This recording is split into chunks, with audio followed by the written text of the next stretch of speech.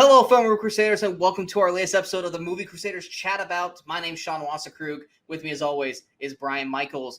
And we have a very special episode today, one that's probably going to piss people off, or have people go, like, kind of in Clerks 2 when they're talking about Lord of the Rings. You have that one guy kind of going, fucking A, kind of thing. We're talking about the potential fall of Pixar. And for a lot of people go, what are you talking about? Pixar's the greatest thing in the world. Is it still? Because I beg to differ. And this is coming from someone who loves Pixar and from someone who, Pixar. I think if I could describe this, and I think it might be a little too harsh, I think Pixar to Brian is the equivalent of an animated A24. Oh, no. That's Studio Ghibli. That's too harsh? That's too harsh? Yeah. No, that's Studio Ghibli would be the equivalent. Okay, Studio Ghibli. Yeah. Okay. But yeah, it's and the reason why we're even discussing this is because pre-Lightyear, which I think Brian would agree that Lightyear helps his argument of this, the last three films from the Pixar films, not counting Lightyear, were all dropped on Disney Plus instead of being released in theaters, which for Disney, Pixar used to be like their crowning achievement, their animation powerhouse that's going to win the Oscars and it's going to make the big money and do all this. But now, granted, I mean, you can kind of argue that COVID had a hand in this, but also Disney Plus being kind of elevated, I think also had another hand in this. But Soul, Luca, and this year's Turning Red all were released on Disney Plus instead of in theaters. And Onward went there super fast too. What's that? Onward was briefly in theaters before it went super fast there too. Yeah, exactly. Onward was in theaters, but like I think it was like within a week or two is when everything started to like shut down. Was it about a week or two after Onward? It was out for about 2 weeks, I think, and then everything started shutting down. And then like I think a month later they decided to just put it on Disney Plus. Exactly. And so like we count Onward as a theatrical release because it was in theaters, but granted it didn't make the money it could have made because of COVID. But I mean, yeah, it's one of those things. But let's look at this in a better mindset. Yes, those three movies, not counting Onward, but Soul, Luca, Turning Red. Yes, they were released on Disney Plus and they weren't released in theaters. But I think Brian and I can both agree these movies wouldn't have done good in theaters. They were average at best films. Soul is. I remember when I saw the previews for Soul, I was pretty excited because Jamie Foxx. You know, I was like, all right, cool. I want to see Jamie Foxx do a Pixar film. But the movie to me just, I don't know. It didn't hit the way most Pixar films hit for me. And it just kind of felt like, okay, that was a movie. And go on from there. Would you agree with that with Soul? Yeah, I mean, I think that, well, first of all, I think the pandemic did play a huge part in these last few movies, because I mean obviously without that they wouldn't have. There's obviously no way they would have just dropped these straight. They wouldn't have done that first experiment, dropping it straight onto Disney Plus. Yeah. Which also then in the future they decide, well, you know what? Every time we do that, we get a bump in subscribers and views and things like that. They got a lot of publicity. So they decided. I don't think they lost faith in Pixar. I think they still thought Pixar was making these great films. But I think they thought, you know what? Let's pick a division. We're not going to put our Star Wars movies and things straight into Disney Plus. All they weren't movies at that point. We're not going to do MCU, but we can take Pixar. Let's put those in Disney Plus and let that be a draw. But here's my pushback on that. They dropped Soul, Luca, and Turning Red on Pixar for free, whereas Raya and the Last Dragon, and I mean, even though it was live action, Mulan, Black Widow, all these films, they dropped on Disney Plus at the same time, but you had to pay to see those on Disney Plus. Whereas with the Soul, Luca, and Turning Red, they're like, here, have it. Because those other ones you mentioned were also in theaters. Still, though, Soul was a that's the whole point. Is I think they thought let's grab. We're not going to put Black Widow for free on there, and Raya is Disney's own thing. We're not going to give away one of our own movies. So like, well, if we have this division Pixar, let's use that as like this is the only place you can't even see in theaters. You can come see it only in Disney Plus, and if it's free, it's going to draw subscribers. But that being said, I do agree. I think Soul. I watched it. I was kind of lukewarm on it. I said at the time, and I still say today, the animation in that movie, aside from the characters, is amazing. Like anything that's not like a character, like the backgrounds, the just objects, just the texture on the walls, cars, anything you see. If you took the characters out of that, I would believe it was real. It was the animation and stuff is so beautiful in that it looks real. I mean, it would completely fool me. But then you put these cartoonish characters, these character people in there, and I'm not as impressed with the characters. But the story itself, I mean, we'll talk about this a little later, but I just did not like where the story went. And then the same thing with Luca and Turning Red. I'm just like, I don't care. Yeah, like with Soul, I agree, and that's something that we're never probably gonna ever really bash Pixar on is their animation. Their animation is fantastic more times than not. I mean, if we're going by batting percentage, it's one of the highest percentage of shit they're looking good. Whereas Disney, it's like depends on the film. But I mean, yeah, Soul is just like the story itself just wasn't there for me, and like the subplot with the Soul world, it just like, hey, Moon Knight kind of did it a little bit better, but. And Luca, I keep forgetting Luca's a Pixar film. I keep forgetting Luca exists. Forgetting Luca exists. Yeah, like I remember I watched it. I did. But I keep forgetting that film happened. And then even while watching that movie, I was like, this is really what Pixar decided to have as a film of theirs? Like, this is what Pixar chose? Yeah, that's just it. Pixar used to be like the new Pixar films coming out, and there's once in a while they come out with one. You're like, really? That's all like Good Dinosaur? You're like, really? That's what you put out? Yeah. But then for the most part, Pixar was kind of like it's a big deal when a Pixar comes out with a movie. So I'm like, they come out of the story Luca. I'm like, I don't know anything about it, but I'll reserve judgment because it's Pixar. And then I saw the trailers. I'm like, really? That's the movie? This looks like something you'd see from like one of those. Or not even DreamWorks, but one of those other companies that made like Cloudy with a Chance of Meatballs, these smaller or Blue Sky Productions, or one of those things who do like the Ice Age movies. But you don't expect that from Pixar. Yeah. And then I remember when it got released, because like you said, it was one of those that went straight to Disney Plus. I was on vacation with my extended family, so it's like my family and my sister-in-law's family and her parents. We were all staying in this big house, and so everybody got together to watch this movie. And there's a bunch of kids as well as the rest of us. And most of us just like, including the kids, just like, this is kind of boring. Can we go do something else? Like, yeah, and I mean, and here's the thing with Turning Red. I mean, Turning Red was March. They could have released that in theaters. They could have. They should have. I think Turning Red could actually have made a profit. Turning Red, and we're saying, you and I were saying this about Miss Marvel. It's not built for people our age. We get that. Turning Red is not a Sean and Brian film. And that's not to say people our age or our demographic can't enjoy it. Plenty of people do. Exactly. A lot of people, though, I know of a lot of males, older males, whatever, who are not young girls who still love that movie. And that's great. But I'm just saying we are clearly not the target demographic. Yeah. Yeah, but that is a movie that could have made a good chunk of money in theaters. So we can't really use the whole like COVID excuse for that one. Luca and Soul, yes. Turning Red, that was 3 months ago.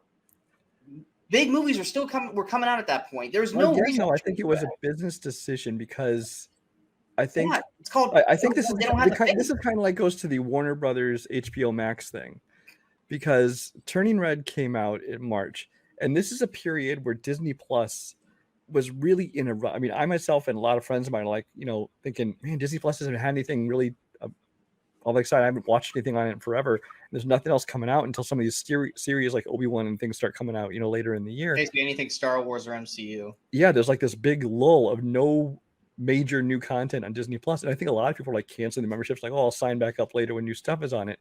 And I really think that they went, well, let's use Pixar again. Sure, let's draw some more people back in. And yes, I think they probably brought in or kept people on or brought in subscribers by putting another Pixar movie on there.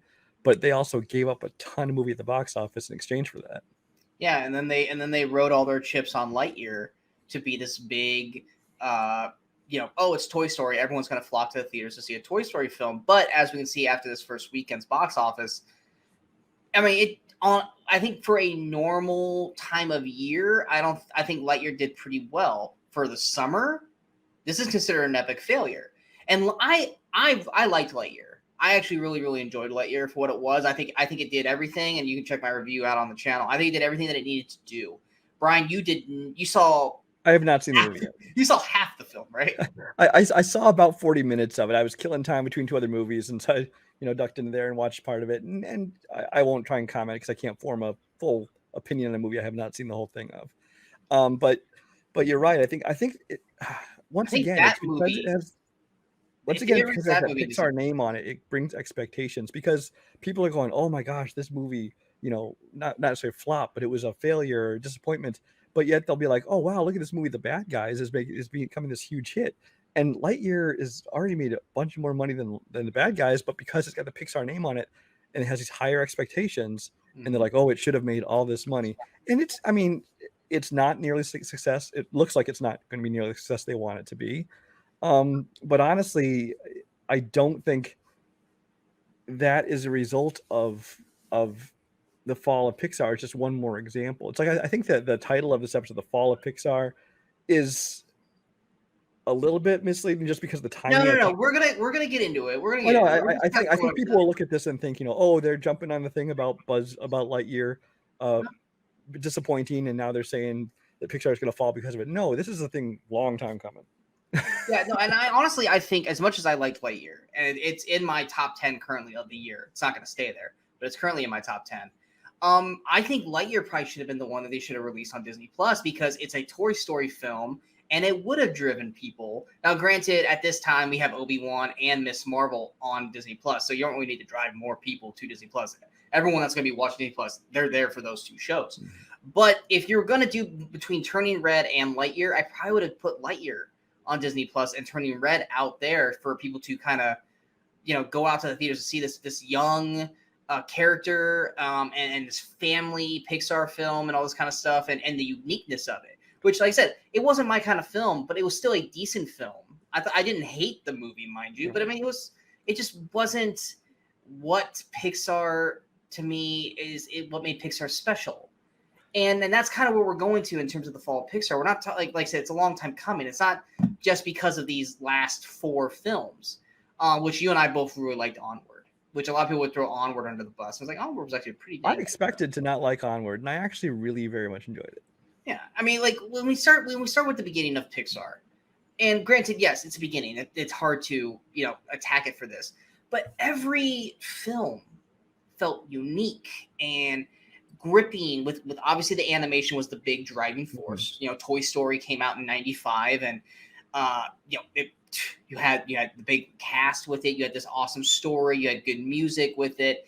It was this film to kind of jumpstart everything into this franchise or this studio. You follow up with something like Bug's Life, which still for at the time was good, but it's not one that people talk about much of anymore. And then you have all these other really incredible stories. You have the Monsters Inc., the Finding Nemo, The Incredibles, which to me still I think is one of the best Pixar films ever to be made. And then you got your Cars, your Ratatouille, WALL-E, which you and I both love. We talked about on the show, on this channel already before. You have all these unique stories that feel original, that feel, you have there's a sort of these amazing new characters voiced by phenomenal performances through these actors and actresses in these films with great gripping stories. Now, it probably wasn't until Up when Pixar kind of became, it's the animated films that are going to try to make you cry. Because I would say before that, if we're looking at the films Toy Story, Bug's Life, Toy Story 2, Monsters Inc., Finding Nemo maybe, Incredibles, Cars, Ratatouille, WALL-E, they weren't there to try to, they were there to tug on your heartstrings, but not try to rip your fucking heart out like Up did in the first 10 minutes. Yeah, let me talk about this first phase of Pixar. Yeah. You also have to realize when Pixar started, they were not owned by Disney. They were their own animation company. Actually, Pixar was founded by Steve Jobs and George Lucas are the two people who came together and made this company. And eventually sold it off. Obviously, it became its own thing. And Disney was helping distribute them. They were the ones putting it on theaters, but they were not the ones making these films. But this is at a time when Disney was essentially the only game in town in terms of animation. You occasionally get your Don Bluth thing or something like that. But really, DreamWorks wasn't a thing until 1998. I think their first one was Ants and Prince of Egypt. Yeah, it basically came out right around Bug's Life, which is why. And even then, they weren't really anything until 2001 when like Shrek hit, and then from then on, DreamWorks became a big powerhouse in there, and some other animation companies, like I said, Blue Sky, and some of these other ones started popping up. But back when Pixar started, it was like, whoa, there's an animation company other than Disney that was a big thing. They're making these great movies, and it's a new style of animation, which is it's making Disney's stuff. I mean, I still love 2D animation. I wish they'd still make more of those 2D animated Disney movies, but it made them look old school, whereas this was kind of something new and exciting, especially with the. Well, it also kind of came around a time where in '95 we were nearing the end of the what we call the Disney Renaissance. Yeah, where Disney literally could not fail. Anything they came 90s out, Disney is like the biggest success story in the world. Yeah, exactly, and it's like you couldn't fail with Disney at the time. So then you have something like Toy Story come out. You're like, oh yeah, like you said, there's someone other than Disney. And granted, the next one, Bug's Life, didn't really jump off the shelves in terms of films because Disney was still this powerhouse. But then in '99, when Toy Story 2 came out and was just as good, if not better, than the original film to a lot of people. Yeah, Toy Story 2, which was originally supposed to be a direct-to-video sequel, and they're like, no, let's put this in theaters. Yeah, and that was when '99 was when Disney's animation was like starting to go down the shitter. So it became this point where Pixar did jump Disney. And then, like I said, in the next, that's why Disney was like, you know what, we're just going to buy that instead. Exactly. Because in the next 2 years, then you had Shrek, and then here's DreamWorks, here's Pixar, and Disney's hanging out here. And so what does Disney do? They buy Pixar. And then they kind of go from there. But yeah, like I said, the first 5 films, or even like I said, we'll go first 9 films. I mean, these were films that were, like I said, unique, beautiful to watch. Like I said, The Incredibles to me is one of the best superhero films ever made. Love The Incredibles. And I believe that's the first movie they did humans in, I think. Aside from like, Spike in Toy Story or like the bit if parts. you don't count like Andy and Spike in the Toy Stories, right? I mean, main characters. And you don't count like the kids in Monsters Inc. Right, but this was all in the human world. It was an all human cast in a way. Because Monsters Inc. you have the baby or the little. That was the thing is, could they do convincing humans as the main character? Because like if you look back at like Spike and stuff in the early Toy Story, it's a little rough, the animation. But by the time they hit that, obviously they had it down. Yeah, I mean Nemo, they literally were hitting just home run after home run after Bug's Life. But like I said, Incredibles. Wally. Yes, Wally. We'll get to Wally. I mean, Incredibles was this film, and I still to this day say it's the Fantastic Four movie that we got that it probably should have been done live action.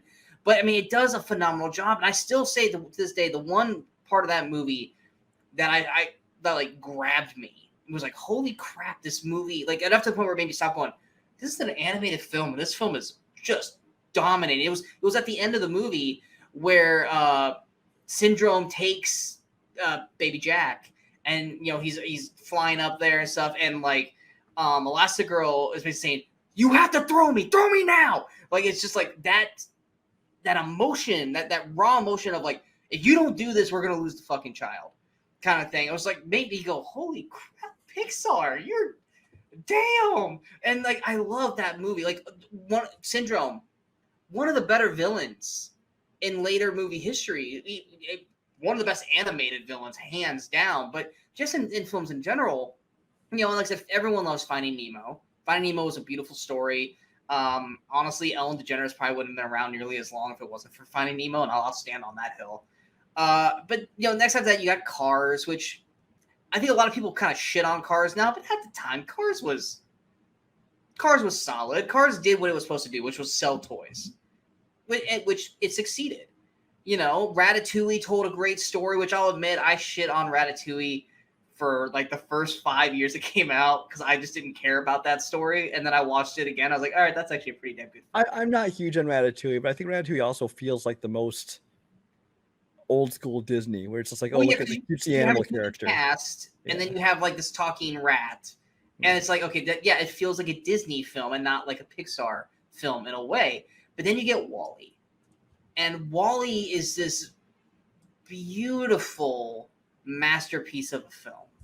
I mean, Oscar award winning type of film. You got the first, and then that's the thing too, that was the beauty of Pixar and why Pixar was just into the stratosphere, basically into space with Wall-E, is that you were able to sell a film that was basically a silent movie for the first half. Especially the first like 20 minutes, it's a silent film. It's basically like watching a Charlie Chaplin, Buster Keaton kind of thing. Exactly. And not only did they pull it off, but you loved it, and kids loved it. And to get kids to sit there and watch a movie that's basically a silent film for and then like that robot ballet and space thing in the middle. Oh, that's gorgeous. Yeah, it's a gorgeous scene, and I've gone back and rewatched that scene in general. Just the way the purple, blue hues and the extinguisher, everything about that thing is amazing. Now, a lot of people can say that when they brought the humans in, it kind of ruined the story, but I didn't think it ruined the story. I will say they're the weakest part of the story. They're the weakest part. They don't ruin the film by any means. But Wall-E to me basically was like, okay, Pixar is like, because one of the things is like, okay, you take Toy Story out of the equation. So I consider Toy Story's franchise like God tier, and then you got the rest of Pixar. You had Nemo and The Incredibles, and like, you know, Monsters Inc. was there and Ratatouille was there, but like you had those two, and then Wall-E came through. You're like, holy crap, okay, Pixar really can't mess up. And then Up came out, and I'm not bashing Up, I'm not, but if you take those first 10 minutes out of Up, did anyone else really give a shit about Up? Absolutely not. Up is one of the most overrated Pixar movies that exists, and I agree. That first 10 minutes, because Pixar obviously started out with short films, but they're more comedic short films. But they have, and of course they have a lot of shorts before their movies, and some of those are just beautiful. The first 10 minutes of Up is the most beautiful short animated film you've ever seen. The problem is the rest of it is maybe one of the worst Pixar films ever made, and I do not understand the love people have for that movie. Yeah, I mean, I think it's just because they love that first 10 minutes so much that they're willing to champion the rest of the movie thereafter. And I don't hate the rest of the film, but I think I gave Up 4.5 stars. You take that first 10 minutes out of that equation, that is a 3.5 star movie at best, maybe a 3-star movie. Not that the characters aren't bad, but the story itself is just kind of I don't care about, I'm blanking on the characters' names. I don't care about the little boy. I don't care about the old man. Doug the dog is funny at moments. The villain, I don't think, is done incredibly well. Like, yes, the color of the balloons is very beautiful and eye-catching on screen, but Up to me is one of those movies that's like it's 10 minutes of greatness, and then another hour 20, hour 30 of just all right. Well, again, you take out that first 10 minutes, and the rest of the movie is a fine little animated film that people might enjoy. Again, you wouldn't expect. The problem is, up to this point, Pixar has been phenomenal, and that does not live up to Pixar. The rest of that movie is more like you'd see from some secondary studio throwing out little kids' movies. Yeah, I agree. And like what you brought up, Pixar's shorts, that to me almost became an attraction for me when I go to see these movies in theaters. Like, I want to go see Pixar in theaters because I want to see what short film they're going to do. Mm-hmm. I still remember some of these amazing short films. The was it the Night and Day short was a beautiful short. The one with the volcanoes and they're singing their love song to each other. They're beautifully well done short films. There's one I remember one that like almost brought me to tears was one, I don't remember the name of it, where they had the clouds that would make the babies. That was great. Yes. And then Presto with the magician and the bunny. Love that. Presto was a great one too. And then even more of the later ones was it was a Bao. I think Bao won an Oscar. And then was a lot of their shorts won Oscars. Yeah. What was the one with the bird that really just felt so real? It's going over the pebble. I can't remember what the bird one's called. They're on the beach. And I know what you're talking about. Like that one. It's just like you're just watching going, oh my God, this looks amazing. But it got to a point where the shorts were just as important or just as special as the films themselves. Here's kind of where the problem happened after Up. And thus starts where you and I are going, the fall of Pixar. While yes, there are some very great, unique stories. Some very beautiful stories to be told. After Up, Pixar started to kind of become like every other studio. Sequels. I'm not bashing sequels. because I love a good assortment of them, but it started to become more, let's go back and redo the story, or let's go back and continue the stories we've already told, and not so much focus on these brand new stories that really is what Pixar is. And granted, they followed up with Toy Story 3, which to me, Toy Story 3 is one of my favorite films of all time. I love that story. So like I said, I'm attacking the sequel process of Pixar at this point, but Toy Story 3 to me was masterful. It made me cry multiple times throughout that film. I fucking love that film. But then you had like Cars 2, which is just a garbage film. I don't hate it. It's so bad. I can't watch it. It's a very different. It's one that's clearly, basically, that one is unlike a lot of the Pixar movies, which are like, for the whole family, or the child inside every one of us. That one is like, here, boys who like cars, enjoy Mater and his funny adventures. That felt more like the Disney straight. That more like a straight to video sequel, right there. Yeah, that was a straight to video. That's but like, yeah. After Up, there's like this. There's basically a 10-year span where I think I counted they created 7 sequels in that 10 years.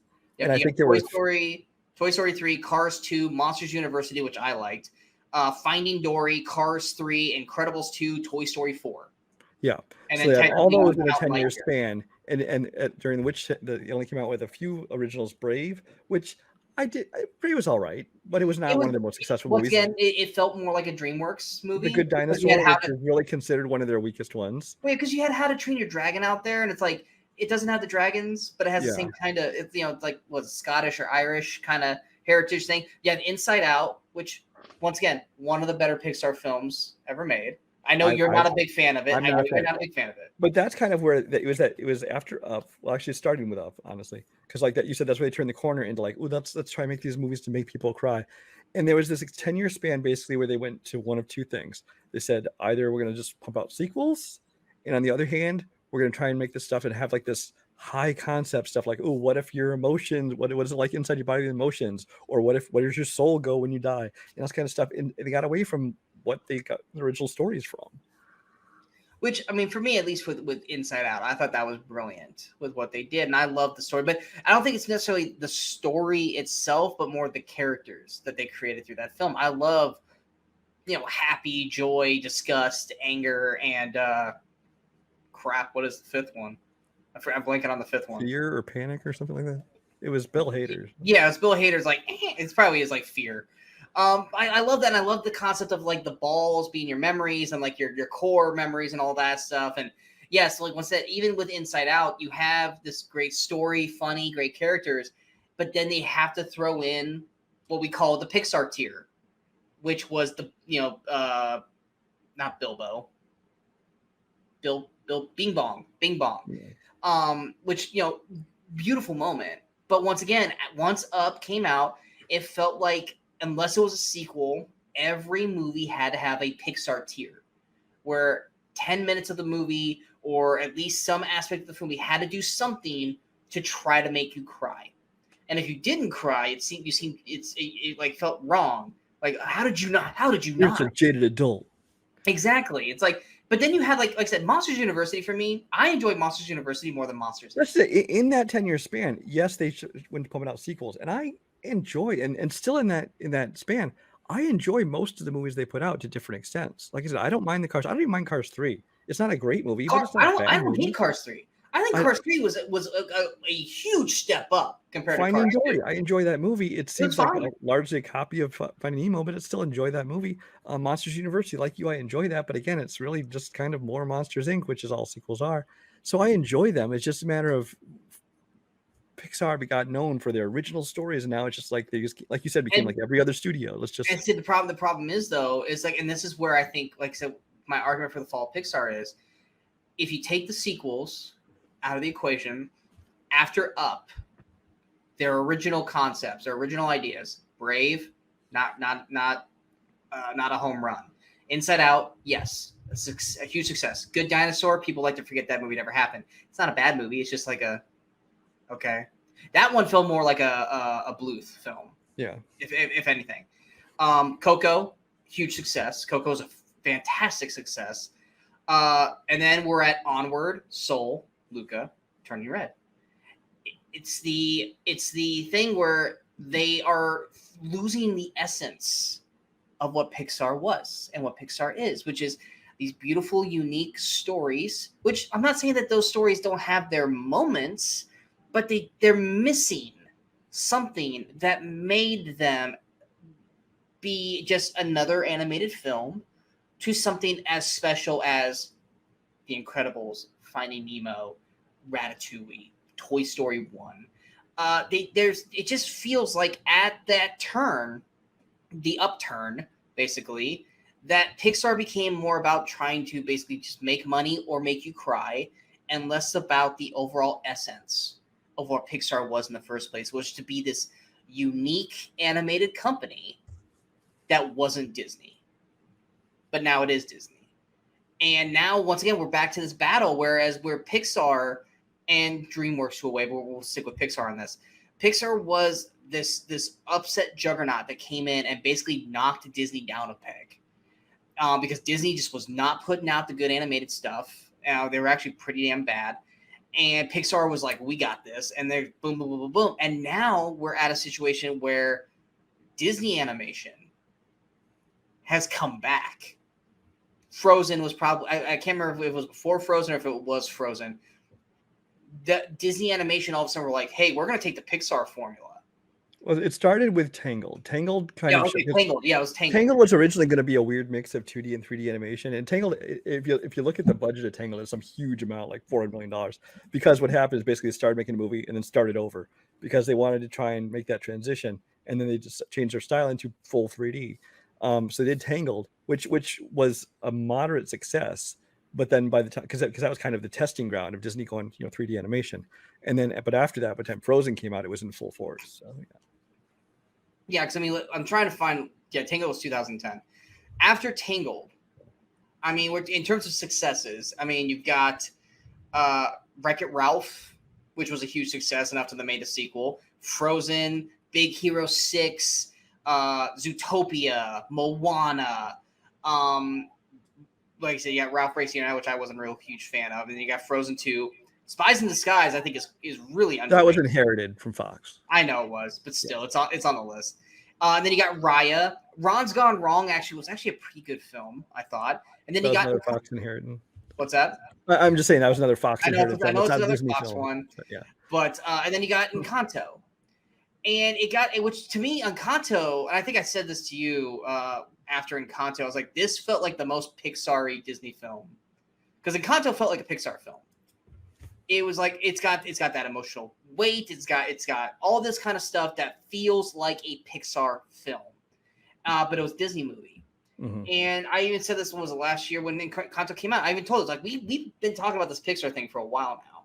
Where I said after Encanto came out, it's like I feel like Pixar isn't competing with Disney animation anymore. That Disney has kind of overtaken as basically reclaimed the throne as the king of animated films, because Pixar just wants to keep shelling out sequels or their original ideas, original thoughts, like you said, too highly elevated with like Soul, or they're just not good enough, like Luca, where they're just like this is beneath Pixar. And the other thing too that you're gonna notice has changed is the shorts.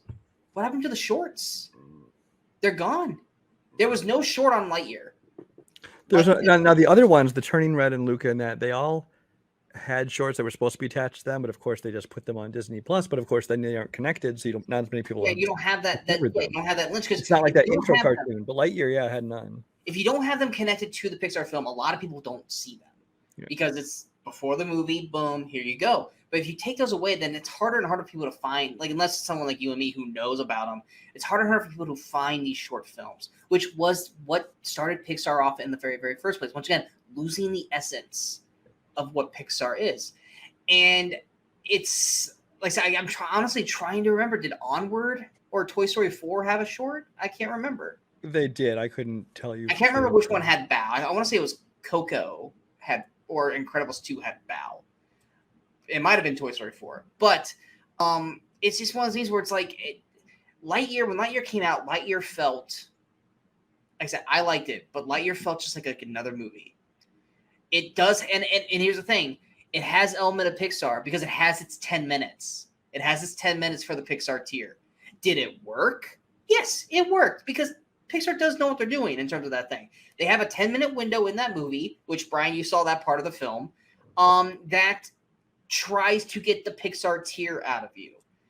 I thought it worked. It doesn't work to the extent that it has on previous films, but after that 40 minutes that you saw, it felt more like a summer blockbuster film, unless that's like a Pixar film. And like I said, a lot of people, I think they're attacking Lightyear because they're like, oh, this concept's stupid and stuff like that, and they're not actually watching the movie for what it is. Lightyear's a good film, but I wouldn't consider it a Pixar film. It doesn't feel like a Pixar film, and that's the problem with this potential fall of Pixar, is that I feel like they've lost their identity, and now they just become another cog in the Disney machine. Would you agree? Disagree? Yeah. It just feels like you said. It just.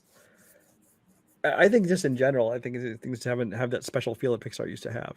It does feel, and I think it started with the churning out sequels, and now it's become, the whole thing of Pixar as a business entity of supporting Disney Plus and things like that. And like you said, it feels like a cog in the machine, and it doesn't feel like that specialness of their films anymore.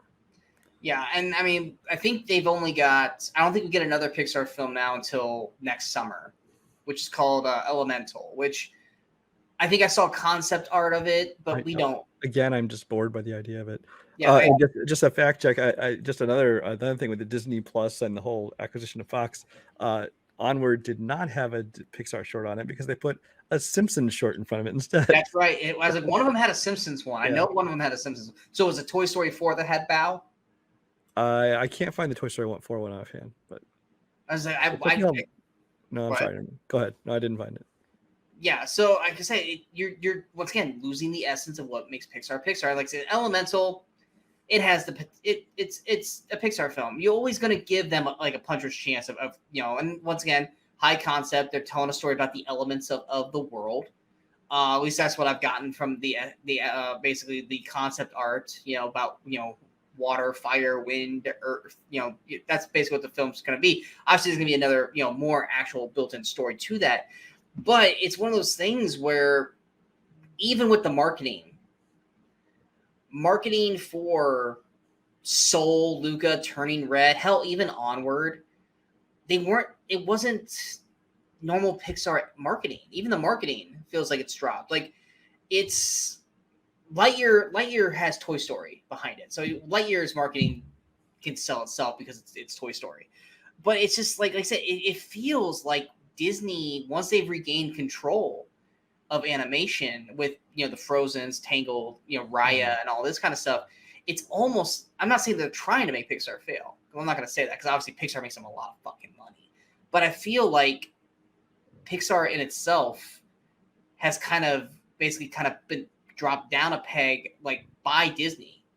Hey, we're you can make your movies, but it's gonna pop up. Disney has been treating it like a secondary company, because it's like, and not like fucking Pixar. No, here's our movies, but then here's your movies. They're not quite as important. Exactly, they're treated like an also because, like you said, when they bought them up, it's because they were outdoing Disney's films. But now that Disney's raised their level, they're like, okay, well, we're back on top now. Pixar is doing its thing, but they're going to be kind of just a tool that we use for whatever. I'd be very curious to see how these Pixar films would be doing, financially and stuff, if there was no COVID and if there was no Disney Plus that they are using it for. But the fact of the matter is, in the world we live in, Pixar, I think the sheen, the prestige of Pixar is definitely taking a hit. So let me ask you this then: how can Pixar right the train? How can Pixar come back to being Pixar?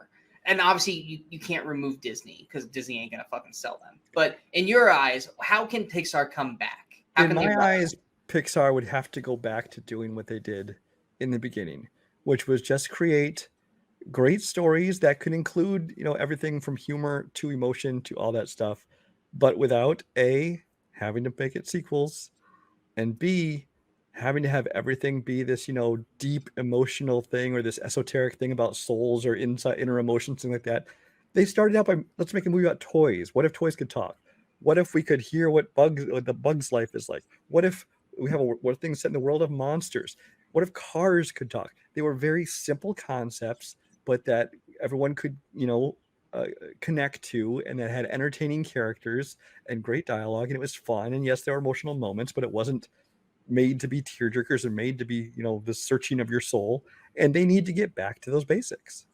You know what's funny is while you were describing all those concepts, it literally sounds like a bunch of people in a room got really, really high and then just started like going like, what if the molecules of my cell were actually all people? And it's like, there's a fucking movie. We're gonna call them Cell Life. And it's like, that's like the way you're describing it is like, what if toys could talk? What if bugs could talk? What if cars were alive, bro? Like, and you know what? That's fine because that's where those stories came to life. Yep. Maybe all the people from Pixar, Pete Docter, Peter Schoen, like all these, guys that we all maybe they just need to go get high and lock themselves in a room for 4 weeks. Here's the other thing. I'm going to get us all canceled here. John Lasseter, the man who basically helped create Pixar and kind of shepherded, he directed the first several films and he produced most of them, became the head of Pixar. He got ousted from Pixar during the whole Me Too movement. Now, his offenses, while inappropriate, I mean, he was apparently unwanted hugs and he was too personal and he'd get drunk at parties and hit on people, things like that. But it was not like Harvey Weinstein offense. It was not Kevin Spacey things. It was, he may have, acted, it made people uncomfortable in the workplace. And I get it. And for that, they had to let him go, whatever. But I think that you've lost a lot of the heart of Pixar with him leaving. I don't remember who it is. Some other production company picked him up and I'm curious to see what they're going to do now. But then even the rest of them, the Pete Docters and the Brad Birds and the Lee Unkrich and all the people who created these classic ones, they aren't really doing anything more. I mean, because the last time, Pete Docter did Onward. I'm sorry, Pete Docter did Soul. Yeah, but other than that, for the past like 5 or 6 years, you haven't seen any of the major Pixar personalities direct anything because now their thing seems to be like, we have to be, more inclusive and tell these other stories, which again, yes, that is a great thing. But the problem is I think they're putting, let's tell a story with a Black main character. Let's tell a story with a Hispanic main character. Let's tell a story with an Asian main character. Yes, you can do that, but the story should come first. You shouldn't just be like, well, here's one. Let's do this. And I think you need to be more selective with your stories. And I think that's why they've gotten away from doing a lot of the things like the toys and the fish and the animals and the cars. Is because now they're like, oh, we want to include all these people. It's like, if they're objects or animals, you don't need to worry about race. And I'm not saying, and it sounds like I'm saying it's too much diversity and we need to go back to white people or anything. That's not what I'm saying at all. I'm saying bring those people in, but still put story first. Yeah, and I looked and I was like, okay, which ones did Pete Docter do? And Pete Docter, outside of Soul, his movies were kind of the top tier ones. I mean, you had Inside Out, you had Ratatouille, you had Up. No, Ratatouille is Brad Bird.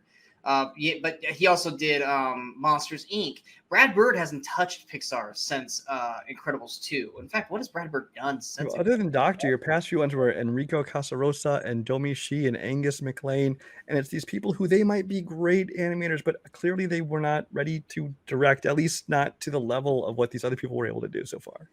Yeah, I mean, Andrew Stanton. He does a lot of the writing, but I mean, look, he only directed Finding Dory, but I mean, he's helping write Obi-Wan, and he's kind of one of the guys that's kind of there to help with everything. Peter Schoen, or Son, or Schoen, however you want to say his name, great as Socks the Cat in Lightyear. Great. He's gonna be directing Elemental here next year. But his only the last one he directed was though? What's that? You see what the only other one he directed was? Yeah, he did Good Dinosaur. Good Dinosaur. So that doesn't really bode confidence. The problem with Good Dinosaur is that they wanted to make which, in full disclosure, I've never even watched the whole movie. It's not. This is someone who loves dinosaurs, and it was just like the whole time watching it. The problem is that they wanted to make a Pixar film around dinosaurs. The problem is that the best that kids dinosaur film has already been made, which was Land Before Time. Disney tried it with Dinosaur, and it didn't work either. So it's like, unless you're gonna remake Land Before Time, which don't do that, it's hard to find another kind of niche into the dinosaur realm for kids. But once again, with the Jurassic Parks and all that kind of stuff, you don't need to tackle that idea. But it's one of those things where, yeah, I just think that pretty much everyone that's considered a writer / director of Pixar all just need to get locked in a room and just get high as fuck for 4 weeks and come up with all these things. But here's the thing with me, with Pixar, how I think they can rise. I think Pixar needs to take a break from feature films. I think they need, after Elemental, well, they got 2 more movies that are TBA scheduled for 2024. We don't know what the fuck they are. I think Pixar needs to stop, kind of like Star Wars is doing right now. Like, hey, we're not hitting our marks in films. Let's stop and do TV. I'm not saying Pixar do TV. What I'm saying is Pixar needs to, I think, take a break from feature films and go back to what brought them to the fucking show, which is do the shorts. Work on the shorts. Put them in front of the Disney animated films. Put them, so people will see them and attach to them and go, man, Pixar, you remember how fucking great that was? And gain that want, that need, that we want a Pixar film again. And then, boom, come out the gate with this brand new great original idea. Because no longer is Pixar a logo that pops up and everyone goes, oh, yes! It's just like, okay, it's the new Pixar film. You know what else I think that they have not fully exploited what they could use is that Disney owns all these brands. Why not have a Pixar Star Wars movie? Why not have a Pixar Marvel movie? Because there certainly, because both of those things, Star Wars and especially Marvel, has such a deep catalog of characters and ideas and stories that A, they can never tell every story, and B, some of them aren't really going to be enough for like a full MCU level feature film kind of thing. But you pick the right stories, let Pixar make a story of it, it could be phenomenal. Honestly, Miss Marvel looks and sounds like a fucking Pixar film. Kind of does. It really does. It's a live action Pixar movie for the most part. At least, I mean, we're only 2 episodes into it, but if you would have made that animation, I think you and I probably would have been more acceptable to it. It's like, oh, okay, it's Pixar film based in our MCU. Okay, this makes sense. Mm-hmm. But yeah, I don't think that would be bad to him. We've seen that Pixar can do really well with space with WALL-E. You throw them something that's unique, original, that's not Skywalker Saga. I'm not saying make the next chapter in the Skywalker Saga should not be a Pixar movie. Obviously, it can be something that's set in the Star Wars universe, all different characters or something. But here's the thing: don't even sell it as a Star Wars movie. Just sell it as a space film that maybe in the film unveils, oh shit, this is a Star Wars movie, and don't even give that away. Just like, cool, we're doing this nice, unique space. There's no way that Disney can resist. There's no fucking way they can't. Yeah, exactly. Hey, no, they were able to hold Baby Yoda, Grogu, until the fucking season premiere of Mandalorian. But they'll absolutely be like Pixar and Star Wars together for the first time. I know they will. They would totally do that. They can't. They literally can't help themselves. But it's one of those things where don't use Star Wars as a tool to sell Pixar. Use it as this brand new partnership that can bring something unique, new, and different that maybe is not for the adults necessarily, but that can bring the adults in to watch it, but something for the kids. Because Star Wars, because that's the main problem with Star Wars animation. I love Star Wars. A Pixar movie all about droids. You can totally do that. Clone Wars did that for like 5 episodes, and I fucking hated it. But that doesn't mean that it wouldn't have worked for a Pixar thing. Yeah. The problem with Star Wars animation. Granted, I love the Clone Wars. I love Rebels. Every Star Wars animated show, for the most part, starts off trying to be super kiddie, and it's bad. And then as soon as they realize, oh, we're losing the actual Star Wars fans because kids' attention span is not good, then they go, okay, we need to bring the original Star Wars fans back. Let's make this darker. Let's make this more adult. We have to tie everything into canon so that they have to watch this if they want to follow the story. And you lose the essence of what you were trying to do, which was to tell a kid's Star Wars film. Pixar, you can lock them in those parameters going, look, like, this is a Star Wars film. Like, we're going to do this stuff, and we're not going to try to make it darker or scarier or more violent to get these old school Star Wars fans in. This is our version. We just want Pixar's droid. That's all we want to see. Pixar's droids. I mean, you do something Wall-E wise, and you create a new I mean, granted, everyone hates the new trilogy, but BB-8, that was a great fucking idea.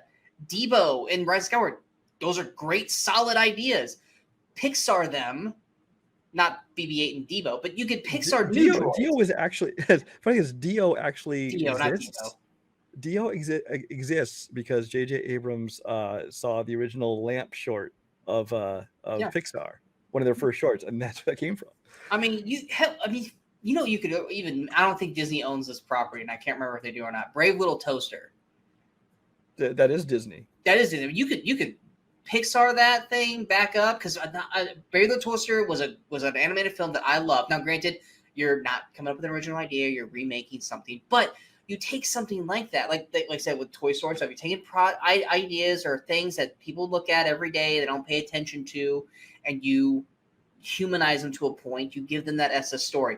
Hell, Big Hero 6 kind of already did the MCU thing. You created a superhero kind of thing, and you made it an animated film. You made it fun for everybody. That's an example. Is Disney said, okay, we want to make a Disney animated film, but with a Marvel property, because Big Hero 6 was a thing in Marvel Comics. Yeah. That's what they need to do is take a property within Marvel or Star Wars, within Marvel that is not super popular. It's never going to have its real live action movie, and find something that fits for an animated Pixar movie. Because Big Hero 6, I love what they did with that as a cartoon. Yeah, I mean, like the only other thing I think of, who owns Alien Predator? It's not Fox, or that was Fox, which is now Disney. It's Disney. They won't do that. Like make a Pixar version of a baby predator or a baby xenomorph, like a Fox and the Hound. Ideas. Like a Fox and the Hound kind of thing, but with a xenomorph. You say that, and I'm picturing more like Muppet Babies, except with aliens and predators. But you have them kill robots, so that way you can have that be violent and not have it be like them eating people or shit like that. But what I'm saying is Pixar.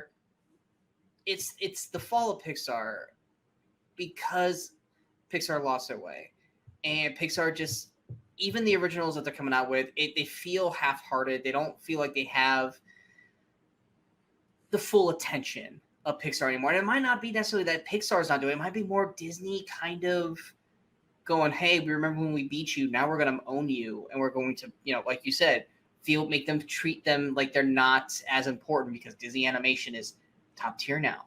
And yes, you can keep churning out these sequels, which people are going to go see. You're going to make money off them. That's great. But you're losing the heart of what Pixar was, which, like you said, was this unique stories about things that we would never think about as stories, and delivering a heart, fun, and just a nice adventure with these characters. You think they should be able to dive into handwork with the MCU and Star Wars? I don't hate that thought process. And I think that they should take a breather for the next 5 years after whatever they're doing in 2024 and go back to their roots of the shorts and come back when they have some great, well thought out ideas. Either way, Pixar needs to do something. They need to change. And you know what? Elemental could come out next year and blow us away, and we could be saying, hey, Pixar's back. I'm not going to bet on that. But the main thing is that Pixar became this powerhouse, beloved studio that was an Oscar-nominated film every year, to potential Oscar winner every year in the animated category, to now this thing where, hey, did you check out the new Pixar film? Did you check out the new Pixar trailer, the new Pixar film, to now just, oh, it's another animated film. And until they figure out a way to make that uniqueness come back to life in a way that doesn't feel like a remake, a sequel, an add-on, you might not be talking about Pixar the same way in 5 years from now. And it's just going to be, oh, Pixar is now fully Disney animation. And the Pixar name is like, kind of like when you have like, oh, here's the new like Fox film, which I know they got out by Disney, but it's like Fox, and then like also under it's like, and distributed by like MGM and something like that. It's like, here's the new Disney animated film, helped and written by Pixar. And they're gonna get swallowed up. And like I said, you guys saw this. It might have been like a clickbait kind of thing with the fall of Pixar, but are we really that wrong based off of how the last 4 or 5 years has gone? Pixar is not what it used to be. The last, like I said, to me, I mean, like I said, I liked Toy Story 4. A lot of people didn't, but to me, the last true success of Pixar was 2017 with Coco, because Incredibles 2 was not as big as people thought they were going to be. Now, we're not talking about box office, because, like I said, box office is a whole other kind of thing. But we're And talking again, about. I enjoyed Incredibles too, but it was definitely not everything I think everyone wanted it to be. It was a huge step down from the Incredibles. Yeah, it was still fine. It was fine. But for me, who loves that first film, one of my favorite films of all time, I remember watching Incredibles 2 and like having a hard time even trying to stay awake watching it, because I was just like, it doesn't have that essence that the Incredibles had, and thus Pixar in general. Coco, like I said, you didn't like Coco, but Coco did what it was supposed to do. Coco. I didn't dislike Coco. I was just kind of like, no, I'm just saying you weren't as crazy about it as everybody else. But even if you take Coco out of the equation, the next big one was Inside Out. That's 2015. You're looking at 2 movies in the last 7 years that was an original idea that Pixar knocked out of the park. Everything else is sequels that were fine to good or failed original attempts. And like I said, that's what we're talking about in terms of the fall of Pixar. You guys think we're just trying to be haters, but look at the facts. The movies have not been as good over the last 5 to 7 years. They just haven't. And if they, like I said, if they don't fix it soon, you're not going to be hearing Pixar. And that's the thing is, if you watch this thinking that we're just sitting here trashing Pixar, we're not. The whole reason we're talking about it is because Pixar is something that was such a great thing, and we wanted to return to its glory. Yeah, like I said, I love Pixar. I used to basically just talk about Pixar all the time. I have my Pixar rankings. I love the way they shoot everything. I used to get so excited for Pixar trailers, knowing that we got a Pixar movie coming out this year. Now I really could care less, and I'm not going to base it on my age, because I still get excited for animated films. I'm excited for Spider-Man Into the Spider-Verse. Now, granted, it's a superhero movie, but I'm so excited to see it. Why am I excited to see Spider-Man Into the Spider-Verse? Because the first one was fucking great. It was unique animation. It was very well acted, or with a voice cast, and it told an compelling, great story, even without the superhero aspects. Yeah, and whenever I worry that it's because I think maybe it is because of my age, maybe it's just I'm just not my thing anymore, because I'm an older guy. But then I can look at it through the eyes of my children, who are equally uninterested in most of the latest. And to further prove it, you and I, one of our most anticipated films of the year last year was Raya and the Last Dragon, which is an animated film. It has nothing to do with us disliking Pixar. Raya attracted both me and Brian because we were like, this movie looks fucking amazing. It looks great. Granted, the first trailer kind of made us go, maybe not so much, but then we were corrected, because the movie was still a great film. It has nothing to do with us loving or hating Pixar. We want them to do great. We want to love it again. We want to feel excited about a Pixar film. But as of right now, looking at the latest slate and what's coming out, Pixar to me is just another studio, which is the exact reason why I wanted to shoot this episode. Like I said, we predicted this before Lightyear even came out, which, like I said, I liked Lightyear, but clearly the rest of the world didn't care for it because it's considered a failure right now in terms of its box office, which I think will be 55 million its weekend or something like that, which I think is pretty damn good, but not for Pixar. That's just it was mildly successful, but it's also an animated film with a $200 million budget, which is insane. And B, just because the expectations being a Pixar and Toy Story property. And it was also about 15, 20 minutes too long. But anything else you'd like to add before we end this episode? No, just that I'm glad they at least tried to put something back in theaters with Lightyear, which I understood why they picked that one, because it was, a sci-fi epic. Seems like it would gain more on the big screen, especially because that one is also made for IMAX screens. So people have IMAX, it's got more epic feel to it. Mm. But at the same time, I think the damage is done. I think that people have partially been trained that, Pixar movies will come on to Disney Plus. And looking forward, I don't think we don't know anything beyond Elemental, do we? No, it's Elemental, and then it says, I think they need to tell people, hey, look, here's what Pixar's got planned for the future. The same way that Kevin Feige does with Marvel. They need to say, look at our upcoming slate and things we're working on, things to look forward to. But now it's like, here's your one movie, and if you don't like that one, well, that's all we can tell you right now. I think they did to a point. Elemental was the last one in that grouping. Well, they need But to yeah, now find a according group. to the latest slate, it says Elemental, and then there's 2 TBA. Yeah. So they have for dates selected, but 2024. no, we Yeah. don't haven't announced what it is. So Maybe at the next D23. Who knows? maybe, which is that hasn't happened yet this year. It's in June. It's in the end of this month or July or something like that. Yeah. Okay. For some reason, I thought it was in September. I could be wrong. I don't know. We hope you guys enjoyed this episode of the Movie Crusaders chat about it. If you guys did, go and hit that like, share, and subscribe button to the channel so you guys stay up to date with all the latest videos pop up on the Movie Crusaders. Of course, hit the follow us on all those social media outlets you see below. Coming up next, this end of this week, we will have reviews for Elvis and Black Phone, as well as Brian and I going over our half-year review, where we will have our best and worst films of 2022 so far, as well as our most disappointing and most surprising. Trust me, these lists are not the lists that we expected them to be at the halfway mark, but we always enjoy having these episodes. So we have that, as well as last week we had our actor, actress, director showcase, where we talked about Chris Hemsworth. Not that I guess there is multiple Hemsworths. It's Luke. We're talking about Luke. Yeah, I mean, it's not Liam, but it's Chris Hemsworth. I think you guys will be okay. Jennifer Lawrence and Steven Spielberg, which I loved our Steven Spielberg chat. But also our spoiler review for Jurassic World Dominion. And then, like I said, all that will lead to Thor, Love and Thunder in the first week of July. Whether or not we have a spoiler, non-spoiler review, that all depends on Brian and how he feels about Thor, Love and Thunder. You know that's how it goes. I would do a spoiler review every time if you wanted to, but you're like, I don't want to talk about it. I have nothing to talk about this movie. Who knows? Maybe you might have something to talk about with Elvis, but I have a feeling we won't do a spoiler review for Elvis. Maybe if there's enough on there for us to talk Spoiler: about. he dies. No, that's an Easter egg from a conversation that you and I had a long time ago. But anyway, I'm Sean Wasserkrug. That's Brian Michaels. We are the Movie Crusaders, and until next time, in case we don't see you, good morning, good afternoon, and good night. Wow.